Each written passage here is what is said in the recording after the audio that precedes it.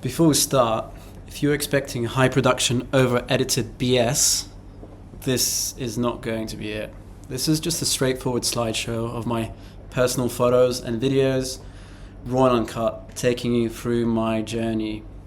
No tricks, no special editing. When you're on the road, you're too busy traveling to make fancy videos for other people.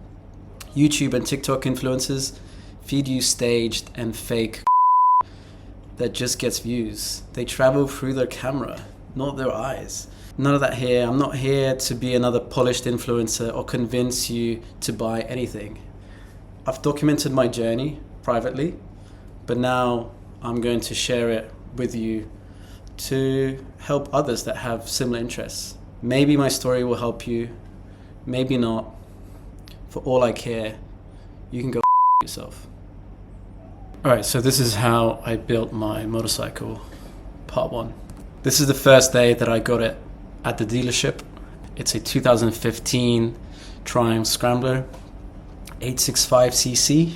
This is what I paid for it, even though I tried really hard to get a discount, they wouldn't budge. I only had 2,700 miles on the clock. The previous guy before me had it for 2 years and he hardly rode it, which is why it looks so clean and pristine.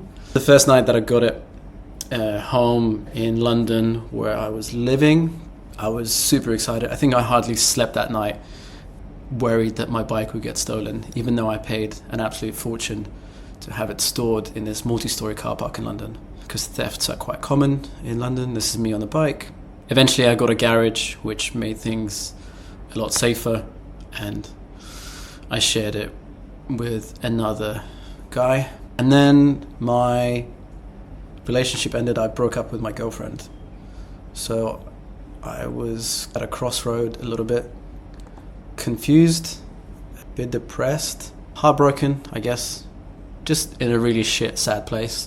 Eating bad food, drinking, and I was lying in bed, scrolling through Instagram when I saw this ad from Fuel. I didn't even know who they were at the time. I think it was just a sponsored ad, but it worked because they were advertising a motorcycle trip to Morocco and I needed an escape. This was literally perfect timing. I needed to get away from my failed relationship and get my mind off those sort of negative thoughts. Literally the next day I sent them the money and they put me on the list, and I was committed to going on this tour in 2 months. So since I was committed, I had to basically turn my road-going bike into an off-road bike to be able to go into the Sahara Desert. I made a big list. This is just a small screenshot from what I needed to do to it, from modifications to tools that I needed to buy. Just for the full disclosure, I had zero mechanical experience, actually very little off-road riding experience, and I had no tools. So I bought everything. I started from scratch, essentially, and I had to learn everything online on YouTube. You can see I just went shopping and bought some shiny bits. I decided to stick with one brand or a few brands that I really liked. I used Facom. I don't know if you know that brand. You don't have to do the same, but I'm kind of a tool nerd and I just enjoy using nice tools. This is just some of the parts that I had laid out, coming in through eBay and Amazon. The first thing that I worked on was the exhaust. So this here is a massive muffler that had to go. That was the first thing that I got rid of because it made the bike sound puny and completely underpowered, and I'm sure it was reducing the amount of power that it could put out as well. I bought some VW Bug exhaust tips. I read somewhere online that they fit into the standard exhaust on the Scrambler. This is what it looked like.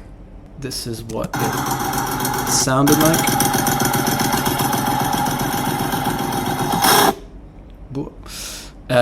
Then I ended up taking the whole exhaust off and wrapping it in exhaust wrap.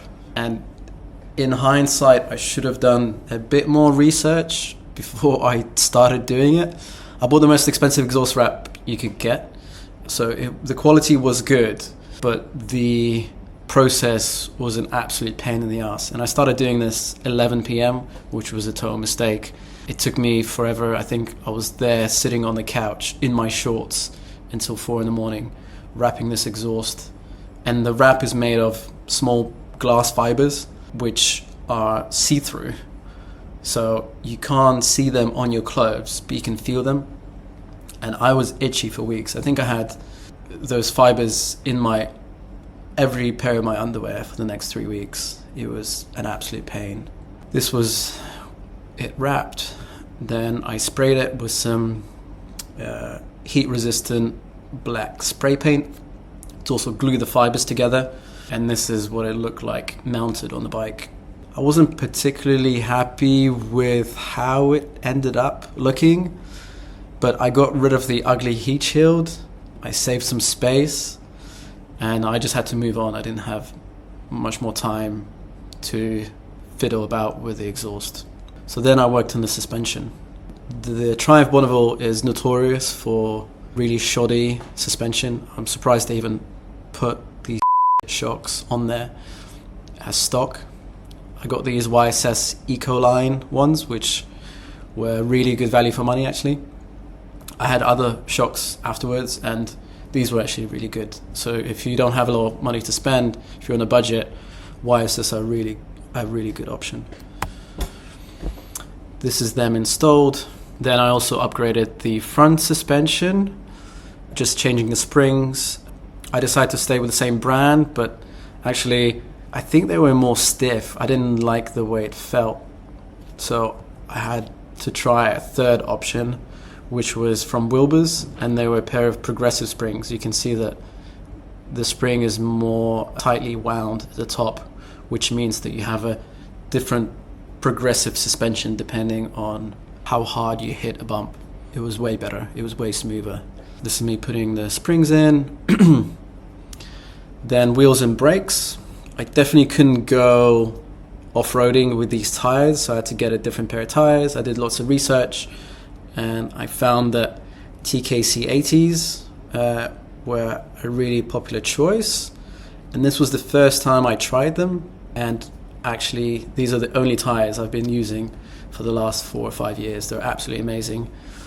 There's a big following for them. There's a reason why. They're really steady at high speeds for an off-road tire, and you can go anywhere on them. You just worry about the air pressure in the tires. If you're going on road, you want them fully pumped up. If you go off-road, you can deflate them down to 15 or 10 psi, and you can rip through sand like any dirt bike. It's amazing. Also, I've never bled brakes before, so I gave it a go. I don't think I did a very good job. I ended up taking the bike to a professional to get it done because the brakes were all squidgy and kind of dangerous. Some stuff to the engine, changed the spark plugs because they needed a bit of love, as you can see there. Changed the oil. This was the first time I ever changed oil on any machine. Obviously many times after this since. Changed the air filter. It's surprising how a direct swap from this thing here to a performance filter improved the engine performance. It's a Samota air filter. You need to buy this special oil to coat the filter. You can see that it's a fine mesh with like a fabric that lets in lots of air but doesn't let in all the terrible particles that are going to ruin your engine. So this is me oiling the filter. In a later episode, I'll show why this filter pretty much saved my engine in the desert.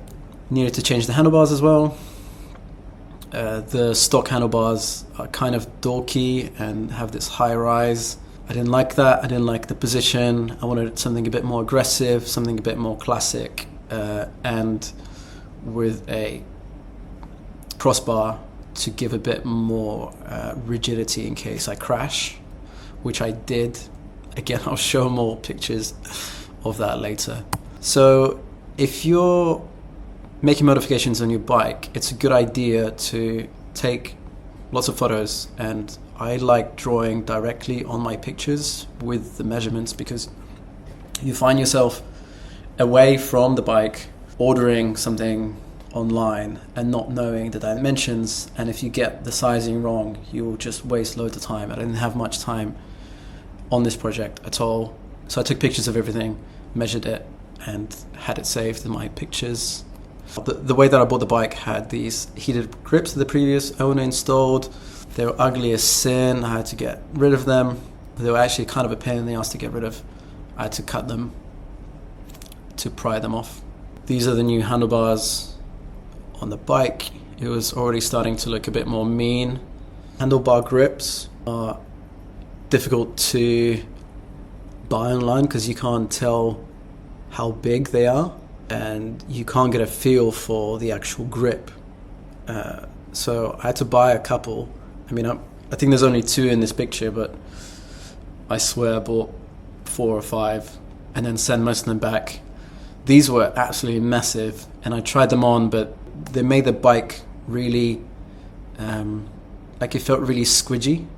I couldn't feel any of the vibrations from the bike, and then I ended up going for these skinny ones that had lots of grip on the rubber, which made the bike feel a lot more responsive. So then some bodywork. I bought a set of stainless steel washers, bolts and nuts, because it's surprising how many different fixtures a stock bike has and how none of them are consistent. So as I was going along removing the different bolts, I would replace them with stainless steel ones that had an Allen connection, because I wanted to have a simple toolkit that I can have with me traveling and not having to worry about carrying Torx, Allen, Phillips. I just wanted everything to be universal, and knowing that the bolts that I installed are going to last and not rust into the bodywork. I did some cutting as well. So there's this bracket here that would hold the original muffler, but because I got rid of that, this bracket was redundant and it was just hanging there. So I decided to cut it off, which was a slightly nerve-wracking point in the build, because the whole time I didn't really know what I was doing. I was just improvising. So I cut it off. I don't think I did a very good job, but I smoothed it out with a flap disc from the angle grinder. So this picture is just here to illustrate the fact that I had a day job this whole time. I only had time at the weekends to work on this and the evenings. And by the time I come home, it'd already be dark and the bike was parked outside of my house. So I bought a torch so I could work late in the evenings modifying this bike.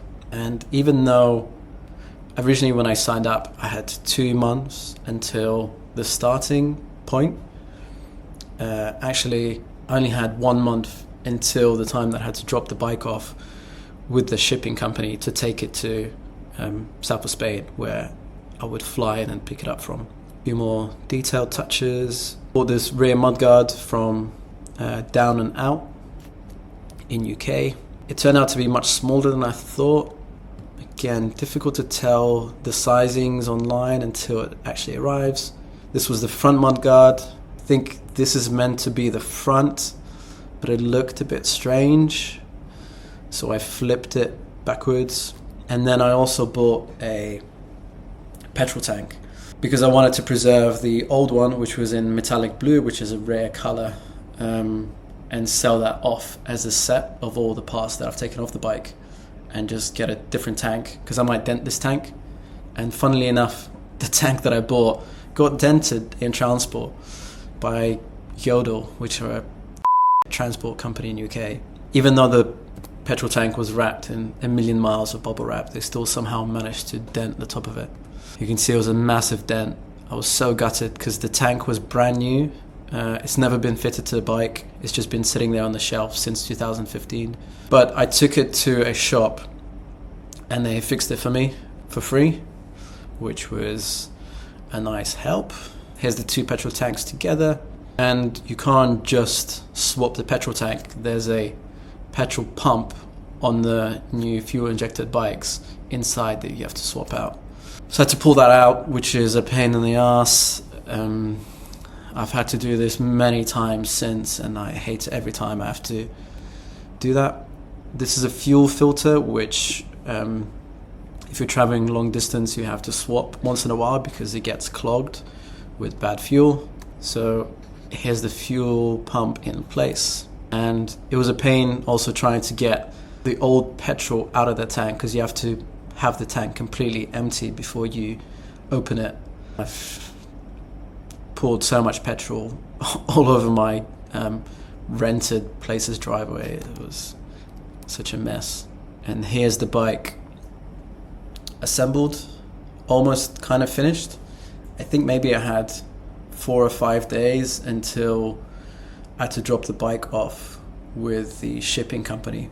I also changed the speedo, so this was actually a little bit earlier on in the build, but the original clocks are absolutely enormous. They kind of had to go. I didn't need to know my rev range because I could just change gears by the sound of the bike. I bought this tiny motor gadget to replace this big thing. A simple job ended up being actually a massive headache.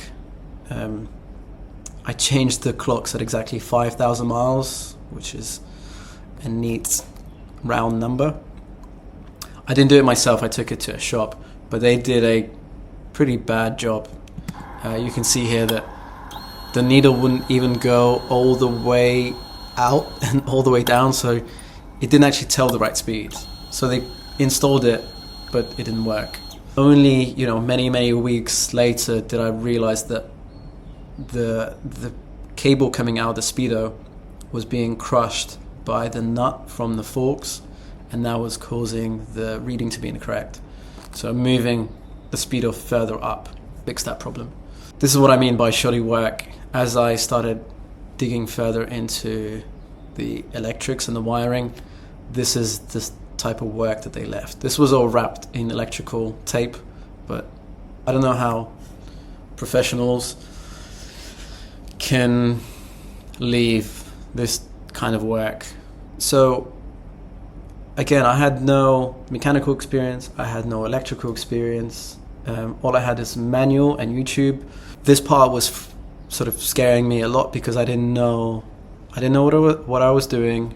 I didn't know if something small was going to completely burn all the wires in the bike.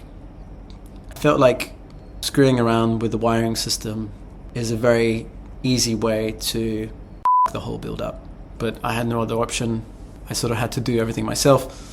The first thing I did was install a USB charger so I could have power for my navigation on my phone.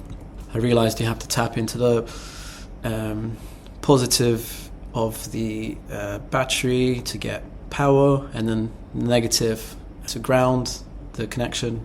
So I learned how to solder wires. Pulled in the wires nicely through the wiring loom, installed the USB charger under my petrol tank. Then I got rid of the enormous standard indicators, and I installed these Moto Gadget ones, which are super small. You can see that they have this cone-shaped perspex in there, which directs the LED coming from the top and makes it directional so that the light is focused at the people either in front or behind you. I try to find a stealth place to mount them. I found these on the Bonneville. There's these empty M8 screws in the frame, and because the Moto Gadget indicators are a screw in themselves, they just fit in there perfectly. I had to sort of cut the thread a little bit further down so that they would fit a bit more flush to the frame, but this is what they look like installed. Again, super bright. You could see them clearly and visibly, so they were safe, I guess. I also installed this rear brake light, which was tiny, which is just about fit in between the seat bolts. Again, this is the indicator. You can see it just about peeking out, so you can even see it from the sides. I also needed some indicators on the front. I didn't really know where to mount them. I was kind of picking and choosing lots of different places, and I decided to replace the bolts that hold the actual headlight with the indicator bolts, which ended up being a terrible idea. And again, I'll show you later because they did break. Here's it removed. Here's me using this Motor Gadget, another Motor Gadget indicator in place of that structural bolt that holds the headlight. You can buy these wiring, pre-made wiring plug-and-play kits, which were really useful for me because I was just a beginner. You could shorten and replace wires without having to do any soldering. And here's the indicators sort of working and the headlight reassembled. You also need to install a flasher relay when you're changing normal lights to LED lights, because the lights will run at double the speed, so the indicators will be too fast in their operation. So you need a different relay. Then the bike was basically done, or let's just say I ran out of time. There were so many things that I wanted to do, but I only had a few days now before I had to ship the bike to south of Spain. This is what it looked like.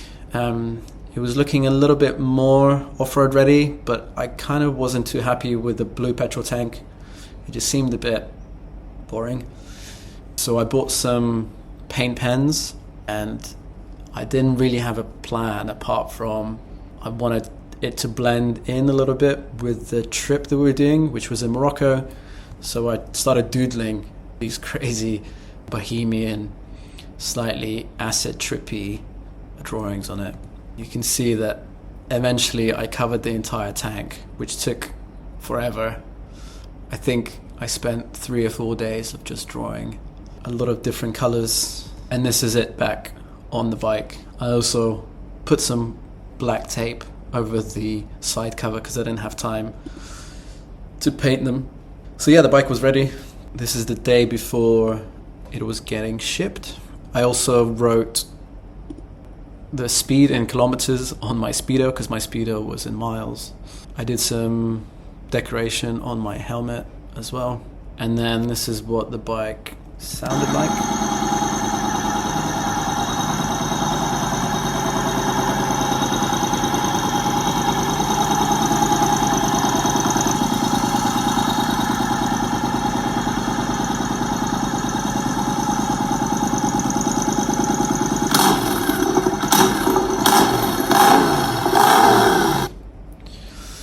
That's it, the bike was finished. Now, I just had to pack. So this is what I packed. I had my helmet, goggles, I had my armor, gloves, mask from all the dust and sand, had my motorcycle boots, my bag that had minimal amount of clothing that I needed, all the documents for travel, power bank, watch, I think that's 2 cigars, a flashlight, some tape to repair stuff, sleeping bag, and then my tools and spares. And this is what I brought for my tools and spares. A very minimal toolkit because I didn't want to carry a lot of stuff. I had an inner tube for the back that would also work on the front wheel if necessary. I had 2 spare levers, which I ended up needing because I broke one. A clutch cable. Again, another power bank with jump starter cables in case my battery would die. I had an 8mm, 12mm and a 9mm spanner and an adjustable spanner. So these 2 spanners would undo my wheel. I had some electrical wires and spare fuses, zip ties or cable ties. This is rod to adjust the suspension. Then I had a Facom ratchet toolkit, which is absolutely amazing. I still carry that now after 4 or 5 years. And then just a Swiss Army multi-tool, which is super useful if you need to open a bottle of wine or you need to stab someone, obviously. So yeah, then this was the day that I said goodbye, and I dropped the bike off with a company called Fly and Ride in south of UK, and they just loaded it up, and with, you can see half my gear, and took it down to Spain, and then we flew to pick the bikes up from there to continue over into Morocco. So yeah, the next part or chapter of this video continues in Morocco.